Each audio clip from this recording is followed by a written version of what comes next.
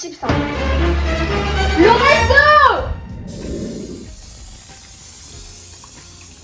Qu'est-ce qu'il y a? Qu'est-ce qu'il y a? Bon, pas grave. Possible ça. Et en plus, je te parle et tu me réponds pas. Qu'est-ce qui se passe? Non mais t'es sérieux là? T'es en train d'arroser l'eau de la mare? Bah oui. Tu vois pas que c'est du gaspillage? T'es en train d'arroser de l'eau. On a sais. beaucoup de sécheresse en plus. C'est pas possible. Et pour la pollution alors que l'écologie, toujours en train de gaspiller. Oh, c'est quoi ça encore? On est Vous arrêtez de crier là un peu? Qu'est-ce qui se passe là encore? Mais tonton Gérard, tu vois bien qu'il est en train d'arroser l'eau de la mare. Il est en train de mettre de l'eau dans de l'eau. Et comment on fait pour la pollution? Et moi, je suis en train de faire la vaisselle là. Comment je fais pour faire la vaisselle s'il est en train d'utiliser l'eau de d'arrosage? Et alors, c'est quoi le rapport? Non mais je sais pas si t'étais au courant en fait. Mais on est un département soumis à des mesures de restriction d'eau. Ça veut dire qu'il y a une période de sécheresse. Faut dire que le soleil il tape. Tu vois pas? En fait, c'est pas logique de mettre de l'eau dans de l'eau alors qu'on n'a pas le droit d'utiliser l'eau en fait. Je vais t'expliquer pourquoi plus en détail. Et oui Lorenzo, économiser l'eau c'est aussi essentiel pour prévenir les sécheresses et les pénuries étant donné nos réserves de plus en plus limitées.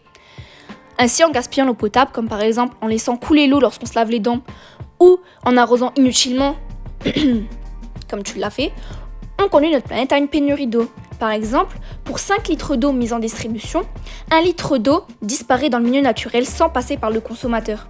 À l'échelle de la France, cela représente à peu près 1 milliard de mètres cubes d'eau gaspillés par an. Néanmoins, la pénurie d'eau n'est pas le seul problème. En effet, la surconsommation de l'eau augmente les besoins en infrastructures nécessaires au traitement de l'eau douce. Du puisage de l'eau au traitement des eaux usées en passant par le traitement de potabilisation, de grandes quantités d'énergie sont nécessaires. De plus, il est clair que, en ayant un accès illimité à l'eau, certaines populations, elles, en sont privées. Il est donc nécessaire, dès lors, de préserver nos sources d'eau pour pouvoir donner à tous les pays pauvres et sans accès courant à l'eau, l'opportunité de l'avoir. Sinon, imagine un peu les conséquences. Sécheresse, déshydratation, pénurie.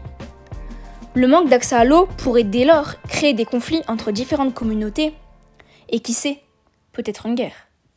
Alors, t'as compris pourquoi il faut préserver l'eau maintenant ? Ah oui, effectivement, maintenant que tu m'as expliqué tout en détail, j'arrive à comprendre un peu mes erreurs. Utiliser l'eau pendant la période de sécheresse, c'est complètement déconseillé et j'évite peut-être de reproduire ça. Bah oui, bien sûr.